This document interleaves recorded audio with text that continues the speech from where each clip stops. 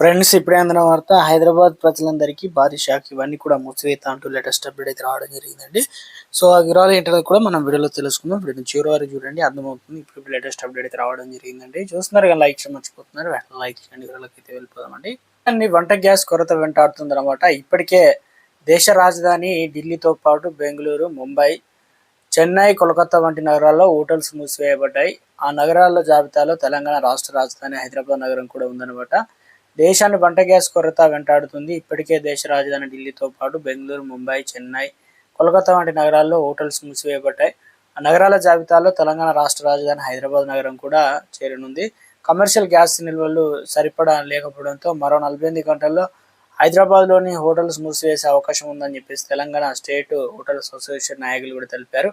ఈ సందర్భంగా Telangana state hotel association కోశాధికారి ఎస్ రామ్మూర్తి మాట్లాడుతూ పెద్ద పెద్ద హోటల్స్లో నెలకు సరిపడా నిల్వలు కలిగి ఉంటాయని, కానీ చిన్న చిన్న చిన్నతర హోటళ్ళు ఇక కేవలం అంటే 2 రోజులకు సరిపడా నిల్వలు కలిగి ఉన్నాయన్నారు. అయితే నేపథ్యంలో 24 గంటలు 48 గంటల్లో హోటల్స్ బంద్ అయ్యే అవకాశాలు అయితే ఉన్నాయంటున్నారు.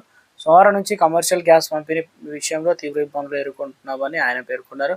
చిన్న చిన్న హోటల్స్ కేవలం 2 రోజులకు సరిపడా గ్యాస్ నిల్వలు కలిగి ఉన్నాయని, ఈ క్రమంలో 90% హోటళ్లు మరో 2 రోజుల్లో మూతపడే అవకాశం ఉందన్నారు. ఈ సమస్య అధిగమించేందుకు ప్రత్యామ్నాయం కనిపించడం లేదని ఆందోళన వ్యక్తం చేశారు.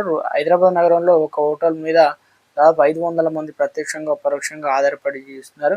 హోటల్స్ మూసేయడం వల్ల సిబ్బందికి జీతాలు ఇచ్చే పరిస్థితి కూడా ఉండదు.